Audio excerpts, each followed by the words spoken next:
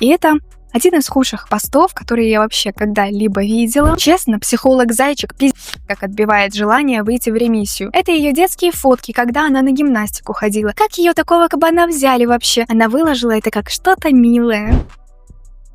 Ёб твою мать. Там на фото просто ребенок на художественной гимнастике. Вы понимаете абсурд ситуации? Человек просто выложил свои детские фото, поделился, да, там какой-то своей историей.